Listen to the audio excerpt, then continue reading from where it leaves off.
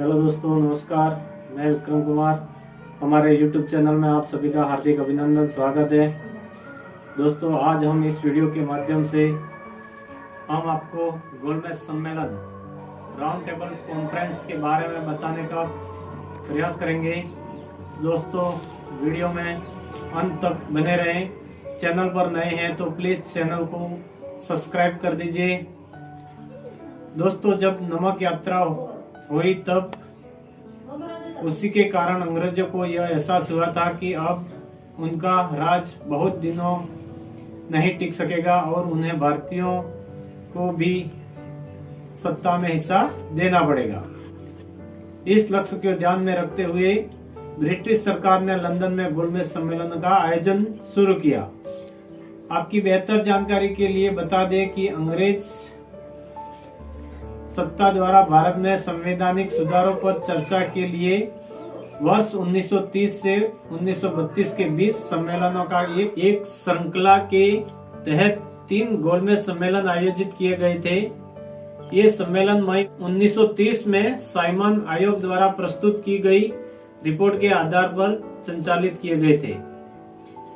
पहला गोलमेज सम्मेलन राउंड टेबल कॉन्फ्रेंस 12 नवंबर 1930 में 19 जनवरी 1931 तक किया गया था। पहला गोलमेज सम्मेलन नवंबर 1930 में आयोजित किया गया था, जिसमें देश के प्रमुख नेता शामिल नहीं हुए। इसी कारण वंश यह बैठक निरर्थक साबित हुई। यह आधिकारिक तौर पर जॉर्ज पंचम ने 12 नवंबर 1930 को प्रारंभ किया और इसको अध्यक्षता ब्रिटेन के प्रधानमंत्री रामसे मैकडोनाल्ड ने की थी।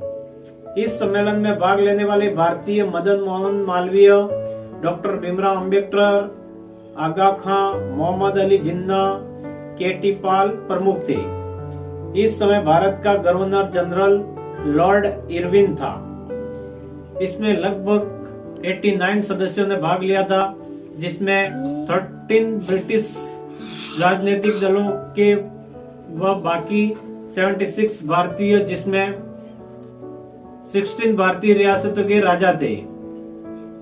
हालांकि भारतीय राष्ट्रीय कांग्रेस और व्यापारिक नेताओं ने सम्मेलन में भाग नहीं लिया।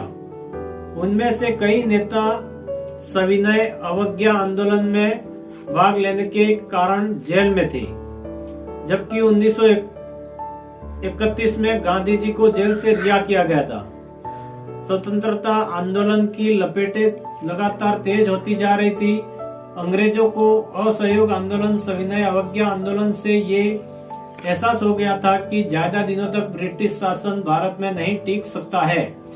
प्रथम गोलमेज सम्मेलन में डॉक्टर अंबेडकर के भाषण ने कांग्रेस पार्टी तथा कट्टरपंथी हिंदुओं की रोंगटे खड़े कर दिए थे।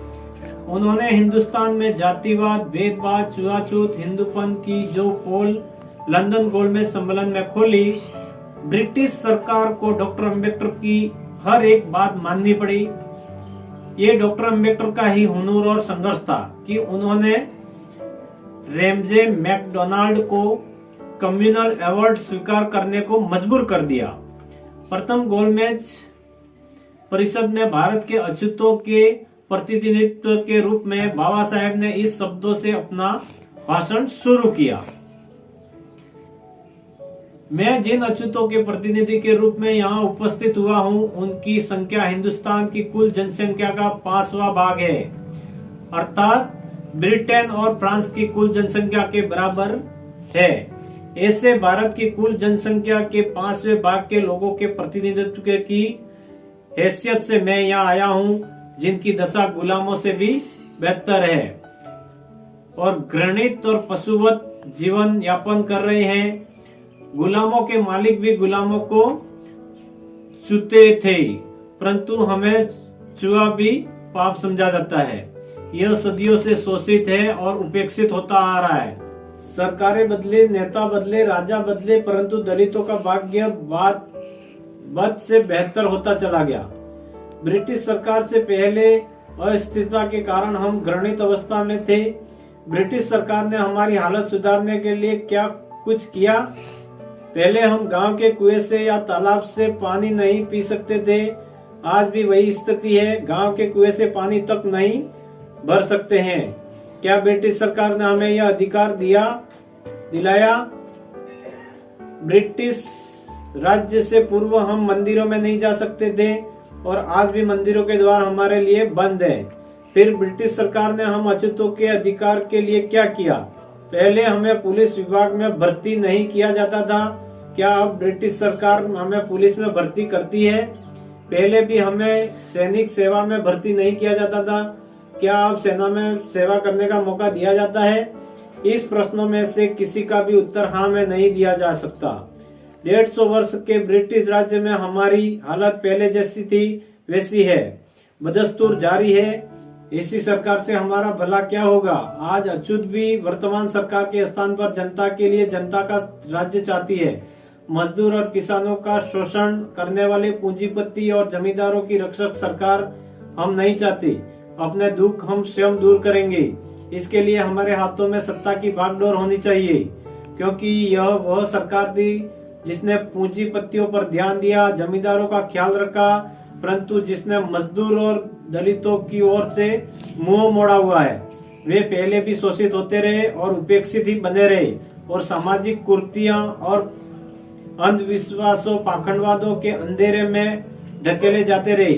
ब्रिटिश सरकार चाहती तो कानून के द्वारा उनकी रक्षा कर सकती थी, लेकिन ऐसा नहीं किया, जबकि उन्हें चाहिए था कि सामाजिक आर्थिक स्थिति में उसी प्रकार बदलाव लाया जाए जिस प्रकार राजनीतिक स्थिति में फिर किए जाते रहे हैं। ऐसी स्थिति में कोई भी संविधान काम नहीं कर सकता जब तक कि वह बहुमत द्वारा ही कार्य न हो। बहुत समय बीत गया जब आप हुक्म चला कर फैसला करते थे और भारत उसे स्वीकार करता था। अब वह समय लौट गया और अब वह समय कभी लौटकर वापस नहीं आएगा। दूसरा गोलमेज सम्मेलन 7 सितंबर 1931 के आखिर में लंदन में आयोजित हुआ। उसमें गांधी जी कांग्रेस का नेतृत्व कर रहे थे। गांधी जी का कहना था कि उनकी पार्टी पूरे भारत का प्रतिनिधित्व करती है। इस दावे को 3 पार्टियों ने चुनौती दी। मुस्लिम लीग का कहना था कि वह मुस्लिम अल्पसंख्यकों के हित में काम करती है। राजे रजवाड़े का दावा था कि कांग्रेस का उनके नियंत्रण वाले भूभाग पर कोई अधिकार नहीं है। तीसरी चुनौती तेज तर्राट वकील और विचारक B.R. अम्बेडकर की तरफ से थी, जिनका कहना था कि गांधी जी और कांग्रेस पार्टी निचली जातियों का प्रतिनिधित्व नहीं करते। लंदन में हुआ यह सम्मेलन किसी नतीजे पर नहीं पहुंच सका, इसलिए गांधी जी को खाली हाथ लौटना पड़ा। भारत लौटने पर उन्होंने सविनय अवज्ञा आंदोलन शुरू कर दिया। नए वायसराय लॉर्ड वेलिंगटन को गांधी ने बिल्कुल हमदर्दी नहीं थी। अपनी बहन को लिखे एक निजी खत में वेलिंगटन ने लिखा था कि अगर गांधी न होता तो यह दुनिया वाकई बहुत खूबसूरत होती। वह जो भी कदम उठाता है उसे ईश्वर की प्रेरणा का परिणाम कहता है, लेकिन असल में उसके पीछे एक गहरी राजनीतिक चाल होती है। देखता हूँ कि अमेरिकी प्रेस उसको गजब का आदमी बताती है, लेकिन सच यह है कि हम निहायत अव्यावहारिक, रहस्यमयवादी और अंधविश्वासी जनता के बीच रह रहे हैं जो गांधी को भगवान मान बैठी है। गांधी जी ने दावा किया कि एकमात्र कांग्रेस ही भारत का राजनीतिक प्रतिनिधित्व करती है और अछूत लोग हिंदू लोग हैं और उन्हें अल्पसंख्यक के रूप में नहीं देखा जाना चाहिए। गांधी जी ने अछूतों को हिंदू समुदाय से अलग एक अल्पसंख्यक समुदाय का दावा करने के मुद्दे का गांधी ने खुलकर विरोध किया। इस समझौते के बाद गांधी जी को कांग्रेस के वामपंथी युवाओं की तीखी आलोचना सहनी पड़ी। बड़ी कठिनाइयों से इस समझौते को कांग्रेस ने स्वीकार किया। कांग्रेस के कराची अधिवेशन में युवाओं ने गांधी जी को काले झंडे दिखाए। इसी तरह द्वितीय गोलमेज सम्मेलन 7 दिसंबर 1931 से 1 दिसंबर 1931 तक चला। यहाँ उनकी अछूतों का पृथक निर्वाचन देने के मुद्दे पर तीखी बहस हुई। धर्म और जाति के आधार पर पृथक निर्वाचन देने के प्रबल विरोधी गांधी ने आशंका जताई कि अछूतों को दी गई पृथक निर्वाचक हिंदू समाज की भावी पीढ़ी को हमेशा के लिए विभाजित कर देगी 1932 में जब ब्रिटिशों ने अम्बेडकर के साथ सहमति व्यक्त करते हुए अच्युतों को पृथक निर्वाचन देने की घोषणा की, तब गांधी ने इसके विरोध में पुणे की थरवदा सेंट्रल जेल में आमरण अनशन शुरू कर दिया। गांधी ने रूढ़िवादी हिंदू समाज से सामाजिक भेदभाव और अस्पृश्यता को खत्म करने तथा हिंदुओं की राजनीतिक और सामाजिक एकता को बात की। गांधी के अनशन को देश भर की जनता से घोर समर्थन मिला और रूढ़िवादी हिंदू नेताओं, कांग्रेस के नेताओं और कार्यकर्ता जैसे पवलकर, बालू और मदन मोहन मालवीय ने अम्बेडकर और उनके समर्थकों के साथ यरवदा में संयुक्त बैठकें की। अनशन के कारण गांधी की मृत्यु होने की स्थिति में होने वाले सामाजिक प्रतिशोध के कारण होने वाली अच्युतों की हत्याओं के डर से और गांधी जी के समर्थकों के भारी दबाव के चलते अम्बेडकर जी ने अपनी पृथक निर्वाचिका की मांग वापस ले ली। इसके एवज में अच्युतों को सीटों के आरक्षण, मंदिरों में प्रवेश, पूजा के अधिकार एवं छुआछूत खत्म करने की बात स्वीकार कर ली गई। गांधी ने इस उम्मीद पर कि बाकी सभी स्वर्ण भी पुनः संधि का आधार कर सभी सर्वे मान लेंगे, अपना अनशन समाप्त कर दिया। आरक्षण प्रणाली में पहले दलित अपने लिए संभावित उम्मीदवारों में से चुनाव द्वारा केवल दलित 4 संभावित उम्मीदवार चुनते। इन 4 उम्मीदवारों में से फिर संयुक्त निर्वाचन चुनाव सभी धर्म जाति द्वारा एक नेता चुना जाता। इस आधार पर सिर्फ एक बार सन 1937 चुनाव हुए। पृथक निर्वाचन में दलित 2 वोट देता, एक सामान्य वर्ग के उम्मीदवारों को और दूसरा दलित पृथक उम्मीदवारों को। ऐसी स्थिति में दलितों द्वारा चुना गया दलित उम्मीदवार दलितों की समस्या को अच्छी तरह से तो रख सकता था, किंतु गैर उम्मीदवार के लिए यह जरूरी नहीं था कि वह उनकी समस्याओं के समाधान का प्रयास भी करता। बाद में अम्बेडकर ने गांधी जी की आलोचना करते हुए उनके इस अनशन को अच्युतों को उनके राजनीतिक अधिकारों से वंचित करने और उन्हें उनकी मांग से पीछे हटने के लिए दबाव डालने के लिए गांधी द्वारा खेला गया एक नाटक करार दिया। उनके अनुसार असली महात्मा तो ज्योतिराव फुले थे। तृतीय गोलमेज सम्मेलन का आरंभ 17 नवंबर से 24 दिसंबर 1932 को हुआ था। इस सम्मेलन में कांग्रेस ने भाग नहीं लिया था। तीनों सम्मेलन के दौरान इंग्लैंड का प्रधानमंत्री रैमजे मैकडोनाल्ड था। इस सम्मेलन के समय भारत के सचिव सैमुअल गेर थे। बाबा साहेब अम्बेडकर ने पुराने समय से भेदभाव का सामना करने वाले दलित वर्गों के उत्थान के लिए लड़ाई लड़ी। उन्होंने हमेशा निचली जातियों की बेहतरी के लिए प्रयास किया और वे एकमात्र व्यक्ति थे जिन्होंने तीनों गोलमेज सम्मेलनों में भाग लिया था।